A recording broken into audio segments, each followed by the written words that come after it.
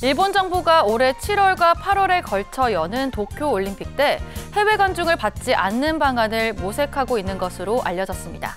일본 요미우리 신문의 보도인데요. 신문은 일본 정부와 조직위원회 또 도쿄도가 외국인 일반 관중을 수용하는 것이 곤란하다는 쪽으로 의견을 정했다고 전했습니다. 해외 관중의 입국을 허용하면 국민 불안을 초래할 수 있다는 판단인데요. 조직위의 한 간부는 인터뷰에서 일본이 해외 관중 유치 포기를 결정하면 국제올림픽위원회도 존중할 것이라고 가능성을 내비쳤습니다. 그리스입니다. 그리스 다마시 마을에 대형 트럭이 들어오는데요. 사람들이 트럭에서 천막과 세계등을 내립니다. 잠시 뒤 천막이 순식간에 세워지는데요. 주민들이 생활할 임시 천막입니다. 그리스 중부에 규모 6.3의 강진이 발생하면서 수많은 집과 공공건물이 무너져 버린 것인데요. 게다가 규모 5.2의 여진이 잇따르면서 많은 시민들이 불안감을 호소하고 있습니다.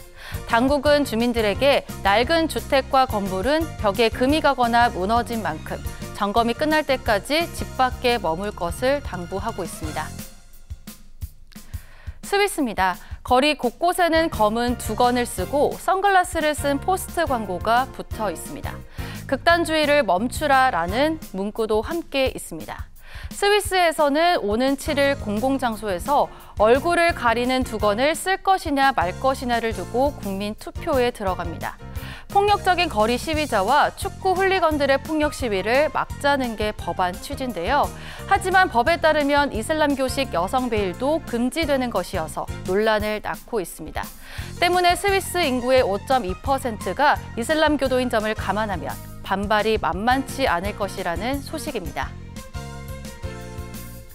네덜란드입니다.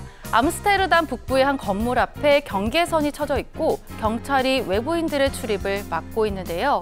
건물 유리창은 산산조각 났고 과학 수사관들이 이곳저곳을 점검합니다. 네덜란드 보벤카르스펠의 코로나 검진센터에서 테러로 보이는 폭발이 일어났습니다. 다행히 다친 사람은 없었습니다. 보펜 카르스펠시 시장은 반대 의견을 갖는 것은 괜찮지만 폭력을 통해 의견을 표현하는 것은 나쁘다고 비난했습니다. 현장에서는 폭발물의 잔해인 금속 실린더가 발견됐는데요. 경찰은 유리창을 깨고 폭발물이 들어왔다는 관계자들의 말에 따라 누군가 폭발물을 투척한 것으로 보고 수사에 착수했습니다. 끝으로 바다 건너 영국입니다. 코로나19 충격을 방어하느라 과감하게 돈을 풀었던 영국이 이제는 세금을 걷는 데 집중하고 있습니다.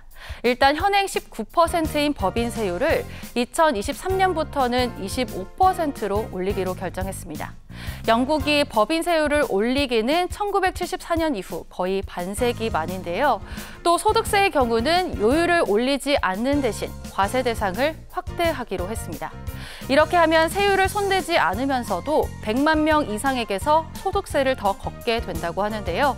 영국 재무부는 어려울 때는 정부가 도우니 거꾸로 부채 상환에는 돈을 많이 번 기업과 개인이 기여를 해야 한다고 밝혔습니다. 지금까지 월드브리핑이었습니다.